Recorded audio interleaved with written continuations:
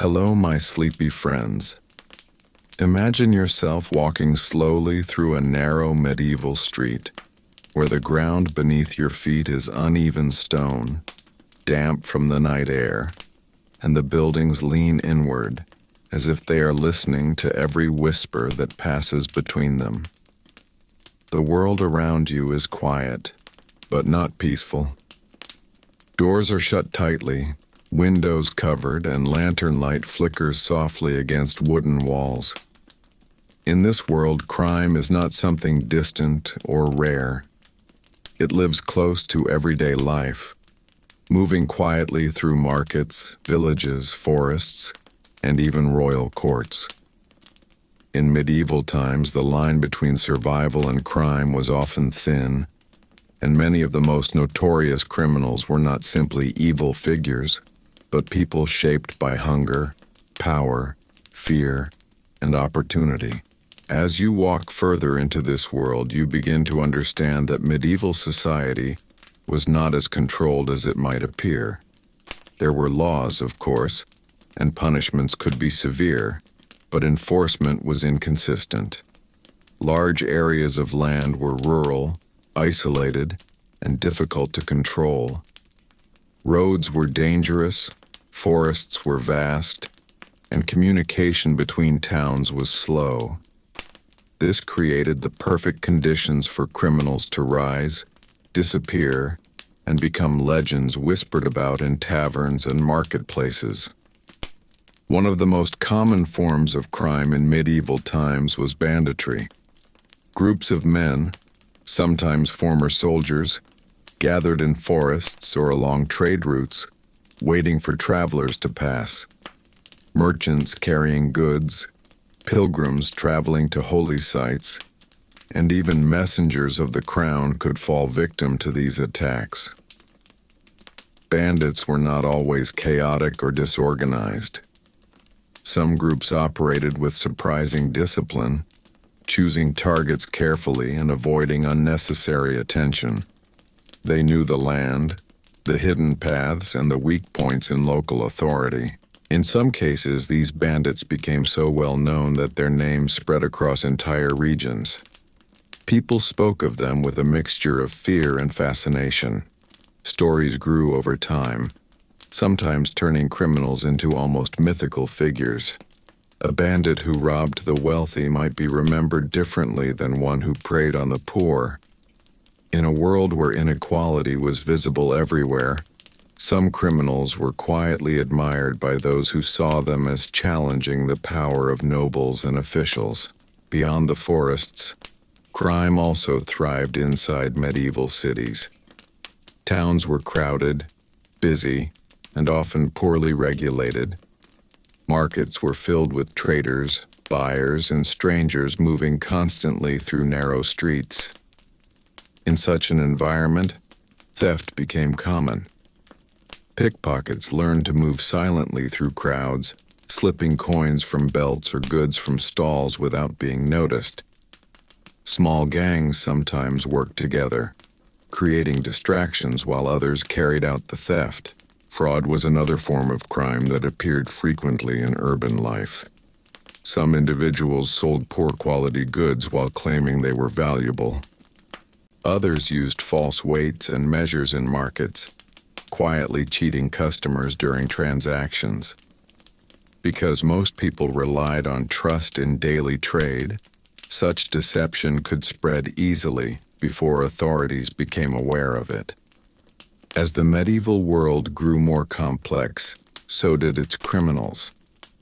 Some of the most notorious figures were not simple thieves or bandits, but individuals operating within positions of power. Corrupt officials, dishonest tax collectors, and even members of the clergy were sometimes accused of exploiting their authority for personal gain. These crimes were often harder to detect and even harder to punish, because those responsible held influence within the very systems meant to enforce the law. Traveling performers, merchants, and strangers were sometimes viewed with suspicion as well. In a world where identity was not easily verified, A person could move from one region to another and begin a completely new life.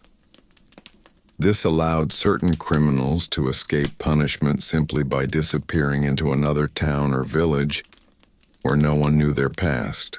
Punishment in medieval times could be harsh, but it did not always prevent crime.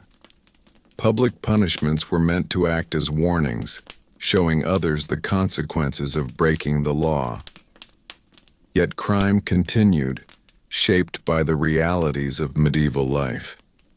Hunger, poverty, war, and inequality pushed many people toward actions they might not have considered under different circumstances.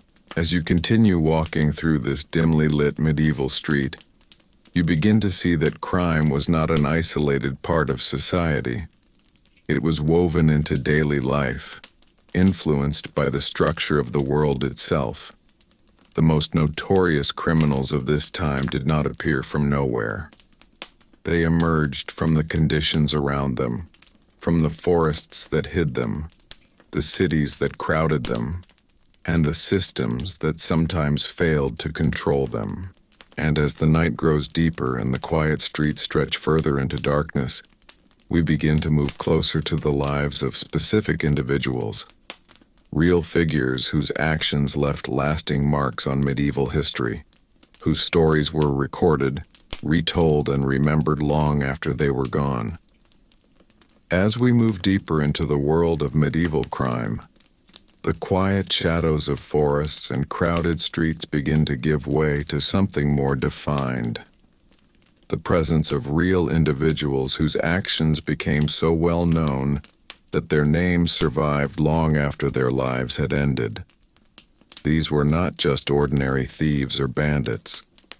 These were figures who stood out, whose stories were repeated across regions, written into records, and remembered as warnings, curiosities, or even strange legends.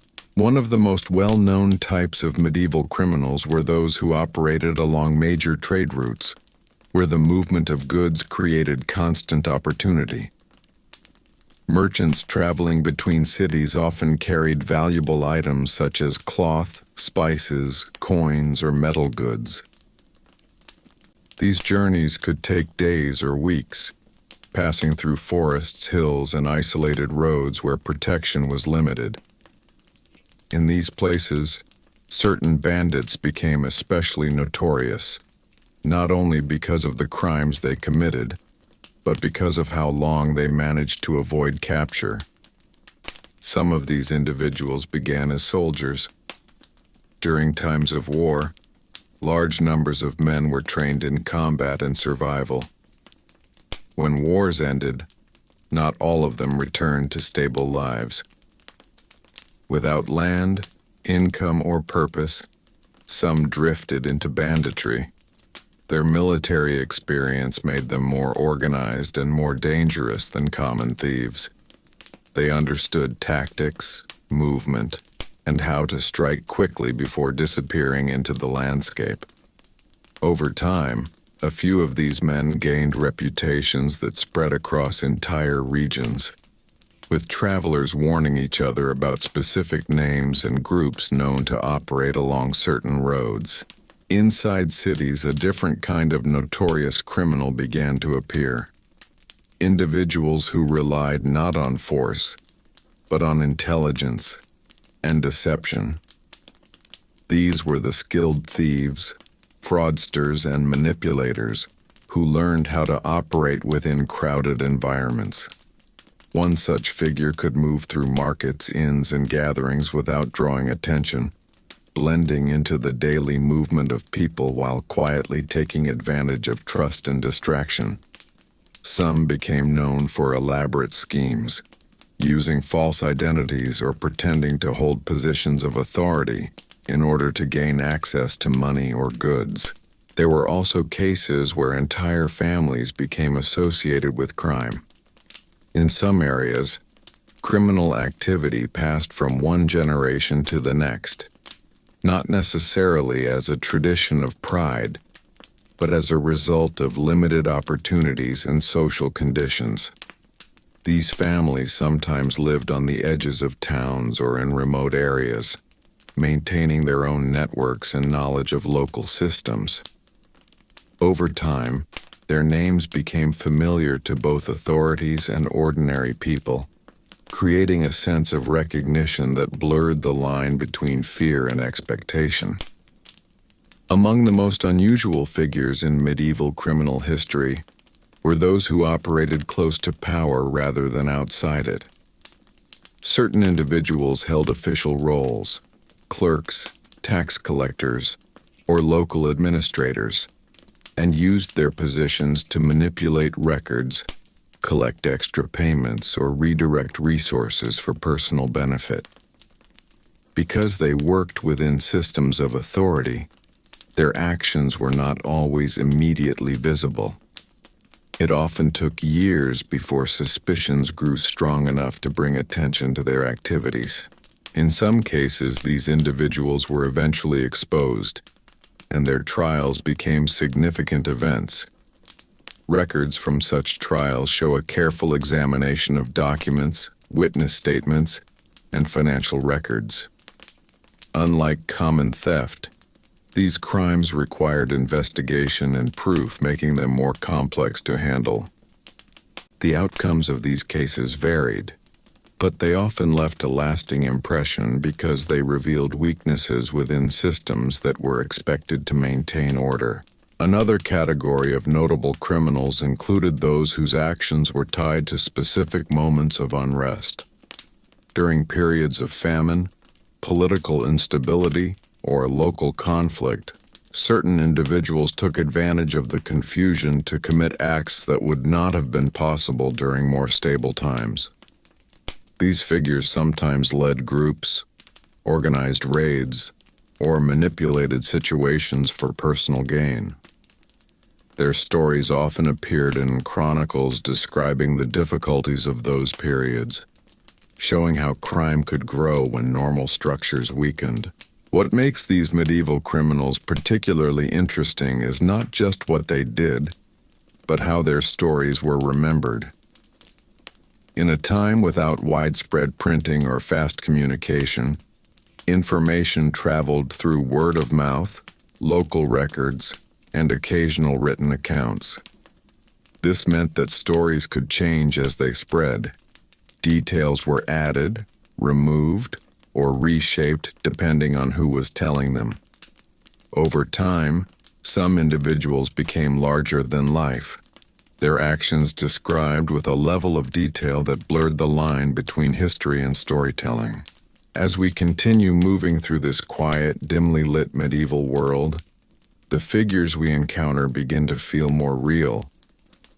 They are no longer distant shadows, but individuals shaped by their surroundings, making choices within the limits and opportunities of their time. Some were driven by need, others by ambition, and some simply by the chance to act without being caught. And as the path ahead leads us further into this landscape of crime and consequence, we begin to see how these individuals interacted with the systems around them, how authorities responded, how communities reacted, and how justice was carried out in a world where control was never complete, and certainty was always just out of reach. As we move further into the layered world of medieval crime, the quiet figures of bandits and thieves begin to give way to individuals whose names echoed far beyond their own time, preserved in records, whispered in stories, and carried forward through generations as examples of how far a person could go beyond the boundaries of law and order. These were not simply criminals shaped by circumstance, but people whose actions were so striking that they forced communities, rulers, and chroniclers to remember them. One such figure emerges from the forests of England, a man whose story has been told and retold in many forms, sometimes as a criminal, sometimes as something closer to a folk hero. While later versions of his story would grow into legend, the roots of such figures often lay in real conditions. Outlaws who lived beyond the reach of authority in dense woodlands created their own temporary worlds, surviving through careful planning, knowledge of terrain, and support from hidden networks. These individuals were not always alone. They often moved with small groups, forming tightly connected units that relied on trust and shared survival. The forests themselves played a crucial role in shaping these stories. Medieval forests were not simply empty land, but complex spaces filled with resources, dangers, and hidden paths, known only to those who lived there. Royal forests were protected by strict laws, and even minor violations could lead to punishment. This made them both controlled and contested spaces. For an outlaw, the forest could serve as shelter, but it also carried constant risk. Living there required skill, patience, and an understanding of how to remain unseen. In contrast to the forest outlaw, there were also criminals who operated within structured environments, particularly in growing medieval cities. One notable pattern that appears in records is the presence of organized groups involved in repeated theft or fraud. These were not random acts, but coordinated efforts where individuals played specific roles. One person might create a distraction, another would take the item, and a third would carry it away quickly. Such coordination suggests that crime, even in its quieter forms, could become structured and deliberate. Among these urban figures were individuals known for their ability to manipulate identity. In a time without formal identification systems, a person could present themselves as a traveler, a merchant, or even someone connected to authority. By carefully observing how people behaved and spoke, these individuals could adopt roles that allowed them access to places and opportunities otherwise closed to them. This type of deception required not only boldness, but also attention to detail, memory, and the ability to remain calm under scrutiny. There are also records of individuals whose crimes extended into areas that affected entire communities. These were cases where actions such as large-scale theft, repeated fraud, or manipulation of local systems created wider consequences. For example, someone involved in altering records or interfering with the distribution of goods could affect not just one person, but many. These cases were taken more seriously because they disrupted the stability of everyday life, which medieval societies depended on heavily. Another group of notable figures included those connected to violence beyond simple robbery. Some individuals became known for repeated acts that created fear in specific regions. Their names appeared in local records as warnings, and travelers were advised to avoid certain roads or areas associated with them. Over time, these individuals became part of regional memory, their actions shaping how people moved, traded, and interacted with their surroundings. What is particularly interesting about these figures is how their stories were recorded. Medieval chronicles, legal documents, and local accounts often described events in careful detail, but they also reflected the perspective of those writing them. A criminal described in one record might appear as a dangerous threat, while in another account, the same individual might be portrayed with a degree of sympathy, especially if their actions were seen as responses to hardship or injustice. This difference in perspective adds depth to our understanding, showing that even in the past, people viewed crime through multiple lenses. As these stories spread, they began to take on a life of their own. Details were remembered, repeated, and sometimes reshaped. A single event could grow into a larger narrative, especially when passed through oral storytelling. Over time, The line between documented history and shared story became less clear. Yet within these narratives, traces of real lives remained. Lives shaped by the conditions of medieval society, by its limitations, and by the choices individuals made within it. As we continue walking through this quiet and dimly lit world, the presence of these individuals becomes more defined. They are no longer distant figures in shadow, but people whose actions left marks on the communities around them. Their stories remind us that medieval life was not only shaped by kings, wars, and grand events, but also by the quieter, often overlooked lives of those who moved outside the boundaries of accepted behavior. And as the path ahead slowly unfolds, we begin to move closer to the systems that responded to these individuals. The methods of justice, the structures of authority, and the ways in which medieval society attempted to understand, control, and respond to those who chose to live beyond its rules. As we continue this slow walk through the medieval world, the focus now begins to shift from the criminals themselves to the systems that tried, often imperfectly, to control them. Because to understand the most notorious criminals of medieval times, you must also understand the world that allowed them to exist, move, and sometimes even thrive for years without being stopped. This was a time when law existed, but its reach was uneven, and justice depended heavily on location, power, and circumstance. In many parts of medieval Europe, there was no single, strong, central authority watching over every town and road. Instead, power was divided between kings, local lords, church officials, and city councils. Each had their own responsibilities, and sometimes their own interests.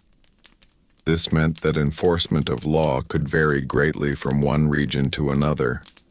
A criminal who was well known in one area might simply cross into another region and find themselves beyond the reach of those who pursued them. Local communities often played a central role in maintaining order.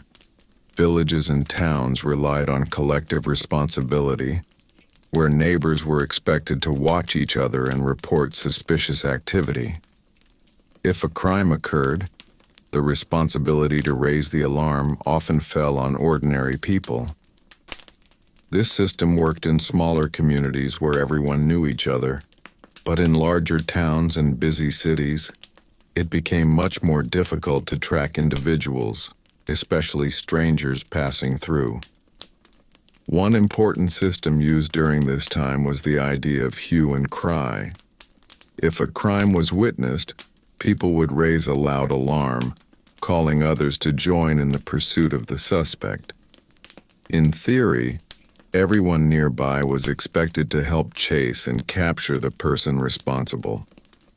This method depended entirely on quick reaction and community cooperation. If the criminal escaped beyond the immediate area, the chances of capture dropped quickly. For more serious or repeated crimes, local authorities could organize searches or investigations, but these efforts were often limited by resources. There were no organized police forces as we understand them today. Instead, responsibility fell on local officials such as sheriffs, constables, or town guards. These individuals worked within the limits of their authority and often had to rely on information provided by the community. Because of these limitations, certain criminals learned how to operate in ways that avoided attention. They chose locations carefully, avoided staying too long in one place, and sometimes built networks of contacts who could warn them of approaching danger. In rural areas, especially forests and isolated regions, it was possible for small groups to remain hidden for long periods, making it difficult for authorities to locate them.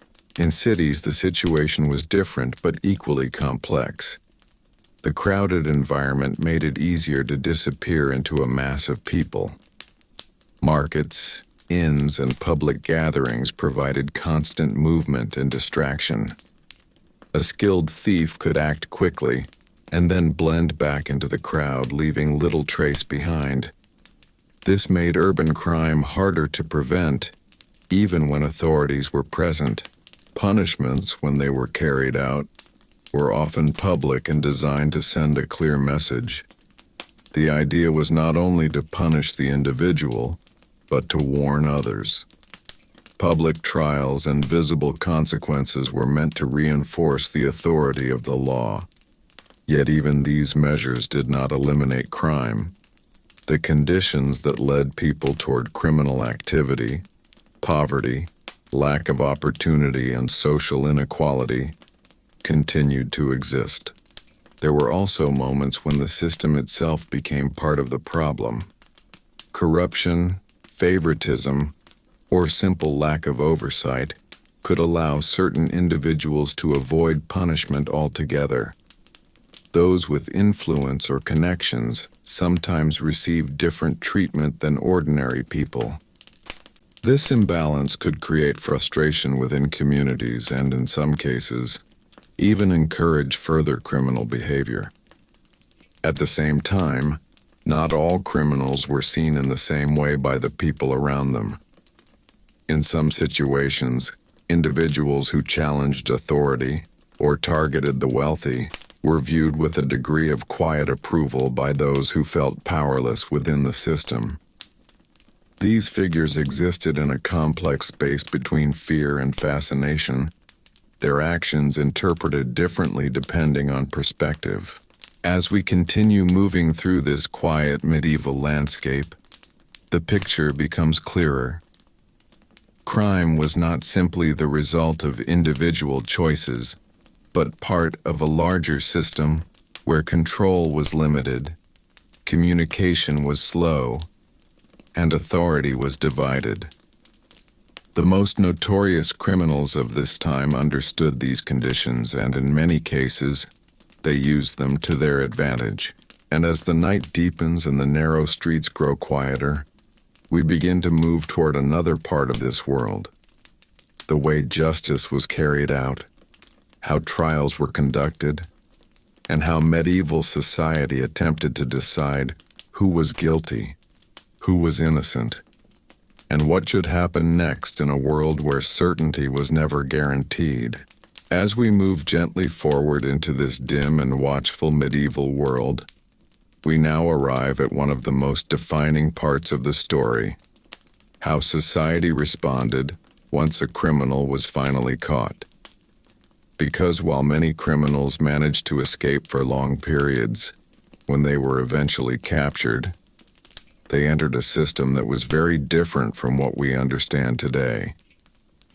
Justice in medieval times was not only about evidence or investigation, but also about reputation, community opinion, and deeply rooted beliefs about right and wrong. Trials in the medieval period could take many forms depending on the place and the seriousness of the crime. In some cases, local courts handled minor offenses, where elders or officials listened to complaints and decided outcomes based on testimony and known behavior. In more serious cases, especially those involving repeat offenders or well-known criminals, the process became more formal, often involving written records and multiple witnesses. One of the most important elements in medieval justice was reputation. A person's past behavior could strongly influence how they were judged. Someone known to be honest and reliable might be given the benefit of the doubt, while someone already associated with suspicious activity could be treated as guilty even before all facts were fully examined. This meant that notorious criminals, once identified, often faced a system already shaped by the stories surrounding them. Witness testimony played a major role as well. People who claimed to have seen a crime or recognized a suspect would speak before local authorities. However, In a time without modern methods of verification, these testimonies relied heavily on memory and personal judgment. This sometimes led to disagreements or uncertainty, especially if accounts differed. Even so, the presence of multiple witnesses could strengthen a case and lead to quicker decisions. In some regions, medieval society also relied on methods that reflected their beliefs about divine judgment. The idea that a higher power would reveal truth influenced certain practices. While these methods were not used in every case, they show how deeply belief and justice were connected during this time. Decisions were not always based solely on physical evidence, but also on trust and spiritual fairness. For well-known criminals, especially those whose actions had affected many people, trials could become public events.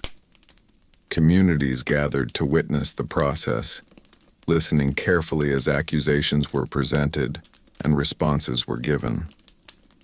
These moments were not only about deciding guilt, but also about reinforcing the idea that order still existed within society. Even in a world where crime was common, the act of holding a trial showed that there was still an attempt to maintain balance. Punishments, once decided, were often carried out in visible ways. The goal was not only to respond to the crime, but to create a lasting impression on those who witnessed it. Public consequences were meant to discourage others from following the same path. For notorious criminals, this visibility became part of their story, marking the final chapter of a life that had once moved freely through shadows and hidden paths. However, it is important to understand that not every case followed a clear or fair process. The medieval justice system, while structured in its own way, was not perfect. Mistakes could happen. Decisions could be influenced by pressure, fear, or incomplete information.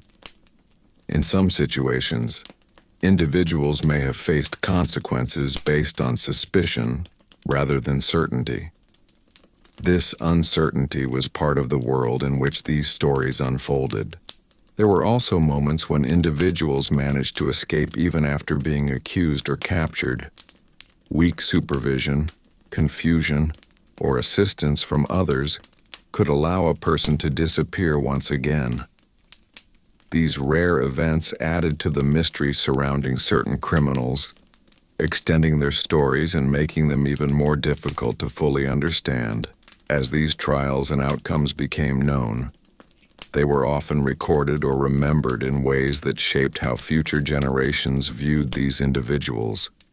A single event could define a reputation for years, turning a person into a symbol of danger, rebellion, or caution.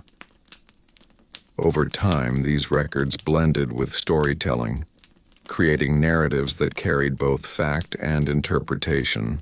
As we continue walking through this quiet medieval landscape, the atmosphere feels slightly heavier now, shaped by the presence of judgment and consequence. The criminals we have been following are no longer only figures moving through shadows. They are now part of a system that seeks to define their actions, to label them, and to decide their place within the world they once moved through freely. And as the path continues forward, we begin to move toward the final layers of these stories. How these individuals were remembered after their lives ended, how their names survived in history, and how the line between criminal and legend slowly began to blur over time. As we move further into this quiet and shadowed medieval world, the focus begins to shift once more, this time toward something softer, yet deeply powerful: memory. Because after the trials ended, after the punishments were carried out, and after the individuals themselves were gone, their stories did not simply disappear. Instead, they continued to move slowly through time, carried in conversations, written into records, and passed from one generation to the next in ways that often changed their meaning. In medieval society, memory was not stored in the same structured way we are familiar with today. There were written records, yes, but many stories lived through spoken words. People shared what they had heard, what they believed, and what they felt about certain individuals. This meant that over time, the story of a criminal could shift. Details could become clearer in some places and more uncertain in others. What remained consistent was the sense that these individuals had left an impression strong enough to be remembered. Some of the most notorious criminals became part of local identity. In certain towns or regions, people spoke of specific figures as part of their shared past. A road might be known for the bandit who once operated there. A forest might carry stories of those who hid within it. These locations became tied to memory, creating a connection between place and story that lasted long after the events themselves had ended. In other cases, the memory of a criminal moved beyond a single location and became part of wider storytelling. Travelers carried stories from one place to another, sharing what they had heard in inns, markets, and gatherings. As these stories traveled, they were shaped by the people telling them. A detail added here, a moment emphasized there, and gradually, the story took on a broader form. The individual at the center remained, but the surrounding details shifted with each retelling. What is especially interesting is how some figures began to exist in a space between history and legend. Their actions were real, recorded in some form, yet the way they were remembered carried elements of storytelling. A criminal known for skill or boldness might be described with admiration in one version of the story, while in another they might be presented as a warning. These different perspectives existed side by side, reflecting how complex human behavior was understood, even in the past. There were also cases where memory softened over time. As years passed, the fear surrounding certain individuals faded, and what remained was curiosity. People no longer felt directly threatened, and so the stories became less about danger and more about understanding what had happened. This shift allowed the stories to survive longer because they were no longer tied only to immediate emotion, but to reflection.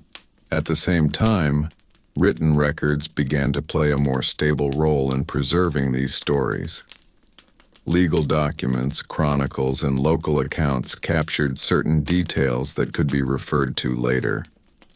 These records did not always tell the full story, but they provided a framework that helped keep certain facts consistent. When combined with oral storytelling, they created a layered memory, part documented, part remembered. As we consider these remembered figures, it becomes clear that medieval criminals were not forgotten in a simple or uniform way. Instead, they became part of a larger narrative about society itself. Their actions reflected the conditions of their time, and their stories revealed how people understood justice, survival, and behavior. Through memory, these individuals continued to exist, not as living people, but as part of a shared understanding of the past. And so, as the quiet night continues and the medieval world settles into stillness, we find ourselves surrounded not only by the physical traces of history, but also by the stories that have been carried forward across centuries. The criminals we have followed are no longer moving through forests or streets, yet their presence remains in the way their stories have been told, remembered, and reshaped over time. And as we move gently onward, we begin to approach the final reflections of this journey. where the stories of these individuals come together, not just as separate lives, but as part of a wider picture of medieval life, revealing what these figures truly tell us about the world they lived in and the people who remembered them long after they were gone. As we continue this slow and quiet journey through the medieval world, the stories of these notorious individuals begin to settle into something deeper than simple accounts of crime. They begin to reveal patterns, quiet, repeating patterns that show how certain conditions, certain places, and certain moments allowed crime to grow and take shape. When we look closely, it becomes clear that these criminals were not isolated figures. They were part of a larger environment that made their actions possible. The medieval world was filled with contrasts. There were grand castles and crowded markets, but also remote villages and endless stretches of land where authority was distant. In these spaces, the idea of control was never complete. Roads between towns could be long and uncertain, and travelers often moved without protection. This created opportunities that certain individuals learned to recognize and use. Over time, some became skilled at observing patterns. When merchants traveled where guards were absent and which routes offered the least resistance, these patterns were not always obvious to everyone. They required attention, patience, and a willingness to take risks. A person who chose this path often began by understanding their surroundings in great detail.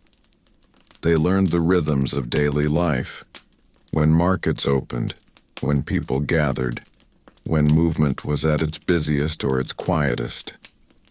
With this knowledge, they could act at moments when the chance of being noticed was lowest. In cities, this awareness took a different form. Instead of forests and open roads, there were narrow streets, crowded squares, and constant movement. Here, criminals relied less on hiding and more on blending in. The ability to move through a crowd without drawing attention became one of the most valuable skills. A person who could appear ordinary, who could match the pace and behavior of those around them, could operate almost invisibly even in the busiest places. At the same time, we begin to notice how certain individuals stood out, not because they avoided attention, but because they shaped it. Some criminals became known through repeated actions in the same area. Their presence created a kind of awareness within communities. People began to recognize patterns, to speak of certain behaviors, to warn others. This awareness did not always stop the activity, but it changed how people moved, how they trusted, and how they responded to unfamiliar situations. There were also moments when entire groups formed around shared purpose. These groups were not always large, but they were organized in ways that allowed them to act together. Each person understood their role, and their actions were coordinated to achieve a specific outcome. This level of organization suggests that medieval crime, in some cases, developed its own internal structure, shaped by experience and necessity. Yet even within these patterns there was always uncertainty. Plans could fail, situations could change, and unexpected events could interrupt even the most careful preparation. The medieval world was unpredictable, and those who operated within it had to adapt constantly. This uncertainty added another layer to these stories, reminding us that behind every action was a moment of decision, influenced by both knowledge and chance. As we reflect on these patterns, the idea of the notorious criminal begins to shift slightly. These individuals were not only remembered because of what they did, but because of how their actions fit into the world around them. They understood their environment in ways that allowed them to act where others might hesitate. Their stories reveal a kind of awareness, geared not just of opportunity but of timing, place, and human behavior. And as the night continues to deepen and the quiet world around us becomes still once more, these patterns begin to fade gently into the background. What remains is a sense of how interconnected everything was. The people, the places, the systems, and the choices that brought these stories into existence. As we move forward, we begin to gather all of these threads together, slowly approaching the final moments of this journey, where the lives of these individuals and the world they lived in come together in a quiet reflection of what it all meant, and what still remains long after the stories themselves have settled into history. As we move gently into the later part of this journey, the world around us begins to feel quieter, as if the stories we have followed are slowly settling into place. The criminals we have walked beside, the bandits in forests, the silent figures in crowded markets, the individuals moving between truth and deception, now begin to feel less like distant characters and more like reflections of the world that created them. Their actions, when viewed together, form a kind of map of medieval life itself. In this world, survival was not always simple. Life was shaped by seasons, by harvests, by weather, and by the decisions of those in power. For many people, stability was uncertain.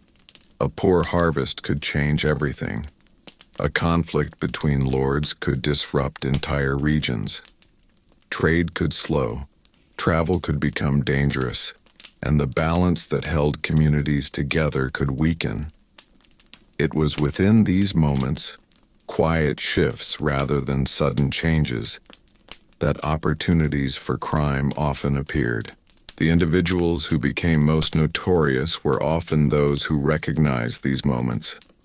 They did not always act during times of order, but during times when that order became less certain, when roads were less guarded, when attention was focused elsewhere, when movement increased or decreased in predictable ways. These were the moments when actions could take place with less resistance. This does not make their actions simple or justified, but it helps us understand how closely they were tied to the world around them. As time passed, communities adapted to these realities. People became more cautious. Travelers moved in groups when possible. Markets developed their own systems of awareness, where certain behaviors were watched more carefully. Trust remained important, but it was balanced with observation. In this way, the presence of crime influenced how society functioned, shaping habits and responses that became part of everyday life. At the same time, authorities continued their efforts to maintain control, even if that control was not always complete. Systems of law, local responsibility, and public judgment remained in place, creating a structure that responded to crime as best as it could. These systems were not perfect, but they represented an ongoing attempt to create stability in a world where certainty was never guaranteed. As we look back at the individuals who became known across regions, what stands out is not only what they did, but how their stories remained. They were remembered because their actions connected with something larger, something that people recognized, discussed, and passed forward. Their names became part of conversations, part of local identity, part of the way people understood their surroundings. And yet over time, the sharp edges of these stories began to soften. The fear that once surrounded these figures faded as generations passed. What remained was a quieter form of memory, one that allowed people to reflect rather than react. The criminals of the medieval world became part of history, not as immediate threats, but as pieces of a larger picture that helped explain how that world functioned. As the night continues to deepen and the medieval streets grow still, we find ourselves at a point of quiet understanding. The figures we have followed are no longer moving through forests or blending into markets. They exist now only through the traces they left behind, in records, in stories, and in the patterns we have slowly uncovered. And as we move gently toward the final part of this journey, everything begins to come together. The people, the places, the systems, and the stories, forming a calm and reflective view of a world where crime was not separate from life, but woven into it, shaped by the same forces that shaped everything else. As we continue this slow and unbroken journey through the medieval world, we now begin to gather everything we have seen and felt, allowing the stories of these individuals to expand into something wider, something deeper, where the idea of crime is no longer just about isolated actions, but about a world constantly balancing between order and uncertainty, between control and freedom, between survival and consequence. The medieval world was not still. It was always shifting, even if those changes were quiet and slow. And within those movements, certain individuals learned how to exist in ways that placed them just outside the reach of authority. In this world, reputation moved faster than people. A name could travel across villages and towns carried by merchants, travelers, or simple conversation. Someone known for repeated acts, whether along a forest road or inside a busy market, could become recognized even by those who had never seen them. This recognition created a strange kind of presence, where a person existed both physically and through the stories told about them. In some cases, this made it easier to avoid capture, because stories could be exaggerated or unclear, but in other cases it made movement more difficult, as awareness slowly spread. The most notorious individuals often existed within this space of recognition. They were not completely hidden, but not fully visible either. Their actions created patterns that people began to notice, yet those patterns were not always enough to stop them. This created a quiet tension within communities, where people lived with awareness but not always with certainty. A traveler might hear of a dangerous road and still choose to take it, balancing risk against necessity. A market might be known for theft, yet continue to function because it remained essential for daily life. As time moved forward, these individuals became part of how people understood their surroundings. Crime was no longer seen only as sudden or unexpected, but as something that existed alongside normal life. People adapted to it, adjusted their behavior, and developed small habits of caution. These habits were not always spoken about, but they were learned through experience and shared quietly between individuals. At the same time, the individuals themselves were also adapting. Those who continued their actions over long periods learned from each experience. They adjusted how they moved, where they acted, and when they chose to remain still. This constant adjustment created a kind of balance where both sides, those enforcing order and those moving outside it, were responding to each other in ways that shaped the overall environment. There were moments when this balance shifted more strongly in one direction. Increased attention from authorities, changes in local leadership, or stronger cooperation within communities could reduce certain activities for a time. In other moments, when attention weakened or resources became limited, opportunities could expand again. These shifts were rarely sudden. They moved slowly, almost quietly, changing the conditions in ways that were only fully understood over time. As we look at these patterns together, The idea of notorious criminals begins to feel less like a list of individuals and more like a reflection of a system that allowed certain behaviors to exist. These people were remembered because they moved through that system in noticeable ways, leaving marks that others could see, discuss, and eventually record. Their stories are not separate from the world around them. They are part of it, and as the quiet night stretches further and the medieval world seems to settle into stillness once again, we begin to feel that these stories are no longer active, no longer unfolding, but resting. They remain present, but in a different form, not as events, but as understanding. What once happened has now become something that can be observed calmly, without urgency, without fear, simply as part of the long flow of time. The roads are quieter now. The forests feel still. The markets no longer carry the same movement. Yet within all of this calm, the memory of those who once moved through these spaces remains, not loudly, not sharply, but gently, like an echo that fades but never completely disappears.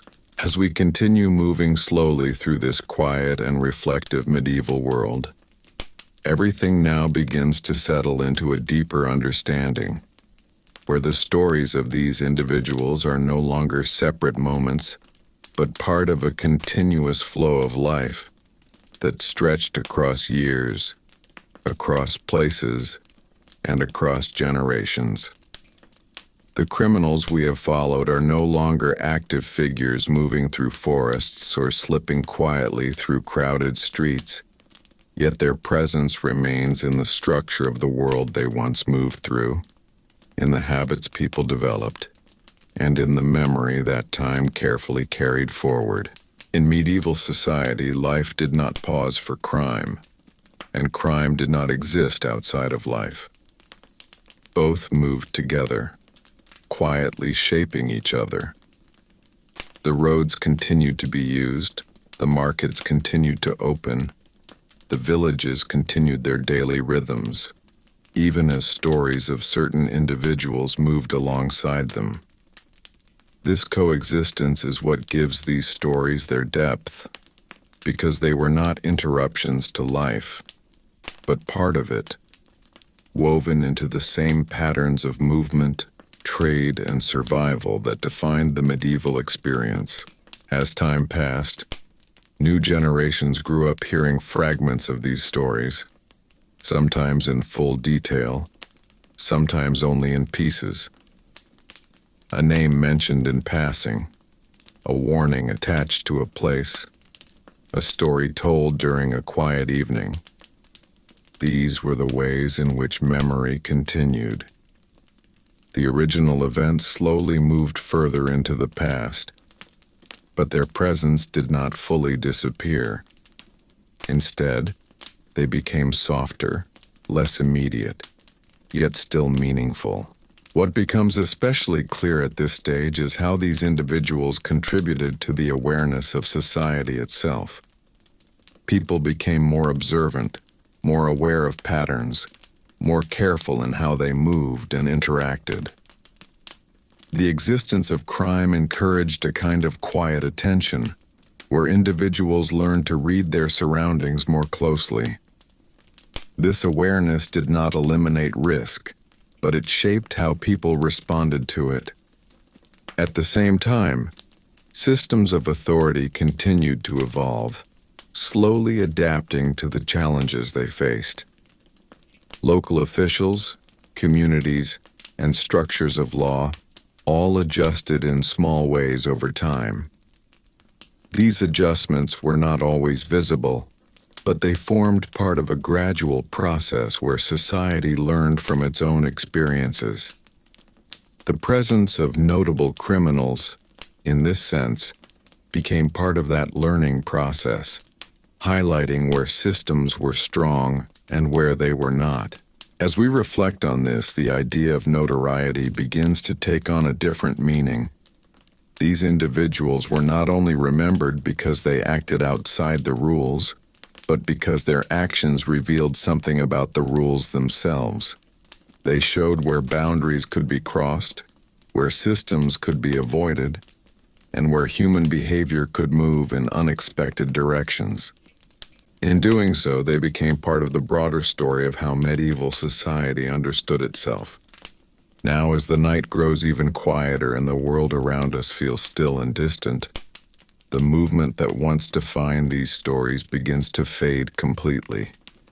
The roads lie empty, the markets rest, and the forests stand silent.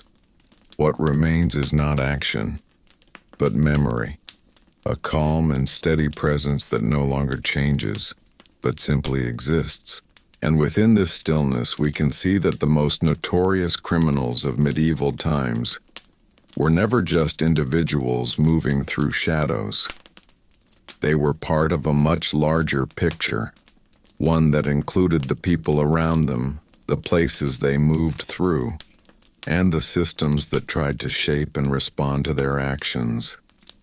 Their stories, when seen together, form a quiet reflection of a world that was constantly balancing between order and uncertainty. As this part of the journey gently comes to rest, we remain within that calm understanding, where everything that once felt active has now become something that can be observed peacefully, without urgency, as part of the long and steady passage of history. As we continue moving deeper into this calm and unfolding medieval world, the sense of time itself begins to stretch, becoming slower, wider, and more layered, as if each story we have followed is not ending but quietly continuing beneath the surface, blending into the larger rhythm of life that defined this era, where nothing truly disappeared all at once, but instead faded gradually into memory, while still influencing everything around it in subtle and lasting ways. The criminals we have explored are no longer only individuals who acted in certain moments, but part of an ongoing pattern that continued long after their own lives had passed, shaping how people thought, how they moved, and how they understood the fragile balance between order and uncertainty. In this world, the idea of control was never absolute, and that is something we now begin to understand more clearly. Even as systems of law existed, even as authority tried to extend its reach, there were always spaces where that reach became weaker, quieter, or delayed. These spaces were not always obvious. Sometimes they appeared in remote forests where visibility was low and movement could go unnoticed, and sometimes they existed within crowded cities where too much activity created its own form of invisibility. It was within these spaces that certain individuals learned how to exist, not by completely escaping the system, but by moving along its edges, where attention was less focused and response was slower. Over time, these edges became familiar to those who observed them carefully. Patterns formed not only in behavior but in expectation. People began to understand which roads felt less safe at certain times, which areas required more caution, and which situations carried greater uncertainty. This awareness was not written down or formally taught, but passed quietly through experience and observation. In this way, the presence of crime became part of the shared knowledge of society, shaping behavior without always being directly discussed. At the same time, those who operated within these conditions were also changing. The most notable individuals were not simply repeating the same actions again and again. They were learning, adjusting, and refining their understanding of the world around them. Each experience added to their awareness, allowing them to move more carefully, to choose their moments more precisely, and to respond more quickly when conditions changed. This constant adjustment created a sense of motion within stillness, where even in a quiet environment, there was always a subtle awareness guiding each decision. There's also something else that begins to appear here, something quieter and more reflective. As time passes, the sharpness of judgment begins to soften. The individuals we once viewed only through the lens of their actions now begin to feel more complex. They were part of a world that was not always stable, not always fair, and not always predictable. Their choices existed within that world, shaped by its limits and its possibilities.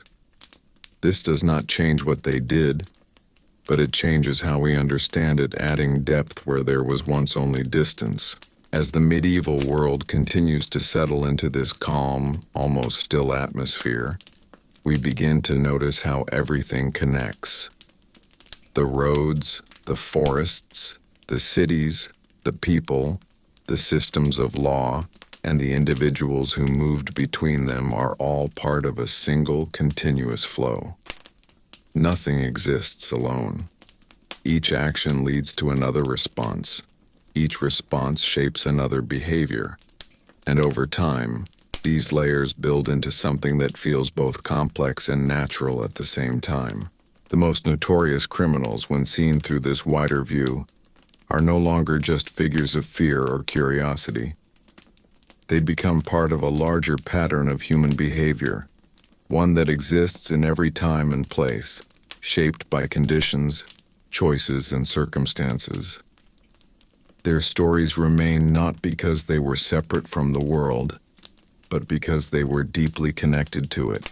And as we remain here within this quiet and slowly unfolding landscape, there is no sense of ending, no sudden shift or final moment, only a continued presence, where the past rests gently within the present, and the stories we have followed continue to exist in a calm, unbroken flow, carrying with them the feeling of a world that never truly stops, but simply moves forward in its own slow and steady way.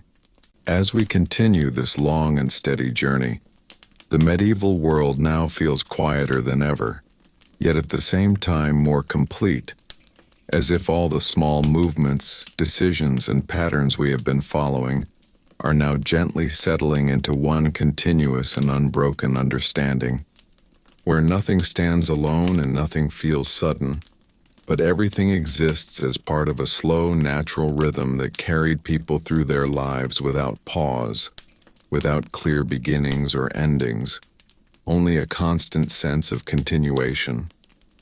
The figures we once followed closely are now less defined as individuals and more present as impressions within this larger world, where their actions have blended into the environment itself, becoming part of the way people moved, thought, and responded to their surroundings. In this stage, what becomes most noticeable is how deeply routine shaped everything. Medieval life depended on repetition, on familiar paths, on known patterns of work and rest, movement, and stillness. These routines created a sense of stability, something people could rely on even when other parts of life felt uncertain. Yet within these same routines, there were always small variations, small openings, where something unexpected could occur. It was within these openings that certain individuals found space to act, not by breaking the world apart, but by moving quietly within it. The idea of Notorious now begins to feel softer, less sharp than before. These individuals were not constantly present, not always visible, but remembered through the way their actions touched the lives of others. A story told in a quiet home, a warning passed between travelers, a moment of hesitation when choosing a path. These were the traces they left behind. Over time, those traces became part of the shared understanding of the world, shaping how people navigated their daily lives without needing to speak directly about it. At the same time, the world itself continued to move forward, slowly adjusting, slowly responding. Systems of authority remained, communities remained, and the balance between order and uncertainty continued to shift gently from one moment to the next. Nothing stayed fixed for long, yet nothing changed so quickly that it disrupted the overall sense of continuity. This balance is what allowed life to continue, even in the presence of unpredictability. There is a calmness in recognizing this, a quiet acceptance that the medieval world was not defined by a single force or a single story, but by many small interactions that together created a stable yet flexible environment. The individuals we have followed were part of this environment, shaped by it and in turn shaping it, leaving behind a presence that can still be felt when we look closely enough. As the night grows deeper and the sense of movement becomes even more subtle, it feels as though the world has reached a point of rest, not an ending, but a pause within an ongoing flow. The roads are still there, the cities remain, the forests stand quietly, and within all of this, the memory of those who once moved through these spaces continues to exist in a soft and steady way. Nothing here disappears completely. It only changes form, becoming quieter, becoming more distant, yet still connected to everything that came before and everything that follows. The medieval world, with all its complexity and quiet motion, remains present in this way. Not as something separate from us, but as something that continues to echo gently through time, carrying with it the patterns, the behaviors, and the stories that once defined it. As we continue further into this slow and unbroken flow, the medieval world now feels almost completely still. Yet within that stillness there is a deep sense of life that never truly stopped, only softened, as if everything we have followed has gently settled into place, forming a wide and quiet landscape where past actions no longer feel separate, but part of a continuous and natural order that stretches far beyond any single moment or individual. The figures once known as Notorious now seem distant, not because they are forgotten, but because they have become part of something larger, something that no longer needs sharp focus to be understood. In this calm state, what begins to stand out is the idea of memory itself, how it moves slowly through time, changing shape as it travels, becoming less about detail and more about feeling, less about specific events, and more about general understanding. The medieval world carried its memories not through written records alone, but through shared experience, through quiet awareness, and through the way people adjusted their lives based on what had come before. In this way, even those who once caused disruption became part of a system that helped guide future behavior. The presence of these individuals long after their actions had ended continued to influence how people thought about movement, trust, and awareness. A road that once felt uncertain might remain so for years, even when nothing further happened there. A market known for certain events might carry that reputation long after the original cause had faded. These lingering impressions created a kind of invisible structure, shaping decisions in ways that were subtle but consistent. At the same time, the world itself continued its steady movement forward. Generations passed. New people were born into this environment, learning its patterns not through direct experience of past events, but through the quiet habits and behaviors passed down to them. In this way, the past remained present without needing to be actively remembered. It existed within the way people lived, the choices they made, and the caution they carried with them. There is something deeply calm in recognizing this continuity, in understanding that nothing truly existed in isolation. Every action, every response, every small adjustment contributed to a larger flow that shaped the medieval world as a whole. The individuals we once focused on are now part of that flow, no longer standing apart but moving within it, their presence diffused across time and space.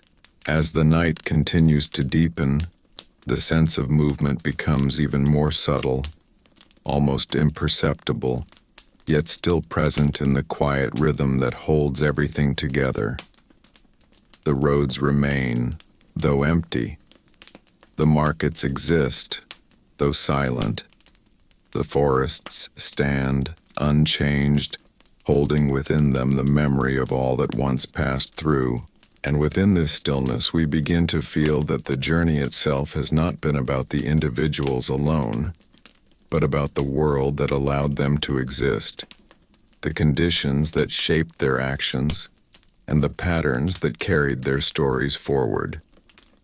It is a world defined not by sudden events, but by slow change, not by sharp moments, but by continuous flow. There is no clear boundary here, no final point where everything stops. Instead, there is only this quiet continuation where the past remains gently present, and the stories we have followed rest within the larger rhythm of history, unchanged, unbroken, and always moving, even in stillness. As we continue to move forward in this slow and uninterrupted flow, the medieval world now feels like a vast, quiet landscape where everything that once seemed active has gently settled into a steady and almost timeless presence, where the stories we followed no longer feel like separate events but like soft impressions layered into the fabric of daily life, blending so completely into the rhythm of the world that they are no longer sharp or distant, but calm and continuous, existing without urgency, without tension, and without the need to be remembered in exact detail. The individuals once known for their actions now exist as part of a wider understanding, where their presence is felt not through movement, but through the patterns they helped shape. In this stage, what becomes more visible is the way the medieval world quietly absorbed everything that happened within it, turning even moments of disruption into part of its natural order, where nothing remained isolated for long, but instead became woven into the ongoing structure of life that continued regardless of individual actions. The roads that once carried uncertainty became familiar again, yet never completely free of memory. The markets that once held moments of tension returned to their rhythm, yet carried within them a quiet awareness shaped by past experience. Everything moved forward, but nothing completely disappeared. There is a deep sense of continuity here, where time does not feel like a straight path, but more like a gentle current, carrying everything along at the same slow pace. The people within this world lived within that current, adapting to it without needing to fully understand it, responding to its changes in ways that felt natural and necessary. The presence of those who once acted outside the expected patterns did not break this flow, but became part of it, influencing its direction in subtle ways. As generations passed, the details of specific individuals became less important, while the effects of their actions remained quietly present. The idea of caution, the habit of observation, the awareness of surroundings, these became part of everyday life, not because people constantly remembered the stories, but because those stories had shaped behavior in lasting ways. This is how memory works within a living world, not as something held in one place, but as something spread across many small actions and decisions. At the same time, the structures of society continued to exist alongside this quiet awareness, forming a balance that allowed life to move forward without interruption. Authority, community, and individual behavior all adjusted slowly, creating a system that was never perfect but always active, always responding, always finding its way back to stability, even when that stability was challenged. What we begin to feel now is a sense of calm understanding, where the idea of notoriety itself becomes softer, less defined, no longer focused on individual identity, but on the role those individuals played within a much larger and more complex system. Their stories are no longer sharp points in time, but gentle waves that moved through the world and then settled, leaving behind only the patterns they created. As the quiet night stretches even further, and the medieval world seems to rest completely, there is no sense of urgency, no sense of something unfinished, only a steady continuation where everything that once moved now exists in a calm and balanced state. The forests stand still, the roads remain empty, the cities rest in silence, and within all of this, the presence of the past remains, not as something distant, but as something gently woven into the present. And so, without any sudden change, without any clear boundary, the journey continues in this same slow and peaceful way, where history does not end, but simply becomes quieter, softer, and more deeply connected to everything that follows. As we move into the final stretch of this long and quiet journey, everything we have explored begins to settle fully into place, like a landscape at rest after a long passage of time, where nothing feels rushed and nothing feels unfinished, but instead, everything exists in a calm and balanced state, where the stories we followed are no longer unfolding but resting gently within the world that once carried them. The medieval world, with all its movement, uncertainty, and quiet patterns, now feels complete not because it has ended but because we have come to understand it as a whole. The individuals once known as the most notorious are no longer standing apart from this world. They have become part of it completely, their actions no longer separate events but threads woven into the larger fabric of life that continued around them and beyond them. What remains is not the sharp memory of what they did, but the softer presence of what those actions meant, how they shaped awareness, how they influenced behavior, and how they became part of the quiet knowledge carried forward through generations. In this final view, the medieval world reveals itself not as a place defined by disorder or fear, but as a place defined by balance, where even the most unusual or unexpected elements were gradually absorbed into the flow of life, becoming part of the same steady rhythm that guided everything else.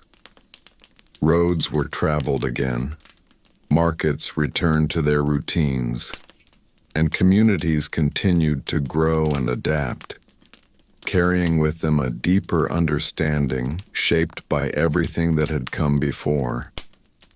There is something deeply peaceful in this realization, in seeing how even the most noticeable individuals became part of a system that continued without interruption, where life did not stop or break, but simply adjusted and moved forward. The world did not hold on to these stories with tension or urgency. Instead, it allowed them to settle, to soften, and to become part of a larger memory that no longer needed to be spoken loudly to be understood. As the night now reaches its quietest point, everything around us feels still, almost motionless, yet filled with the presence of everything that once existed within it. The forests remain, holding their silence. The roads stretch quietly into the distance. The cities rest, their movement paused but not forgotten. And within all of this, the stories we have followed now exist as part of that stillness, no longer active, no longer unfolding, but gently present. What we carry from this journey is not just the memory of individuals, but an understanding of a world that was constantly moving, constantly adapting, and constantly finding its balance, even in moments of uncertainty. It is a world where nothing existed alone, where every action was part of a larger flow, and where time slowly transformed everything into something quieter and more complete. And now, as everything settles into that calm and steady silence, the journey itself comes to rest, not with a sudden end, but with a gentle closing, where the medieval world remains behind us, peaceful and still, carrying its stories softly into the distance where they continue to exist, unchanged within the endless and quiet passage of history. If this calm and immersive journey through history helped you relax, drift, or simply imagine another time, then gently support the channel by liking the video and subscribing, so more of these long, quiet stories can continue to unfold, one peaceful journey at a time.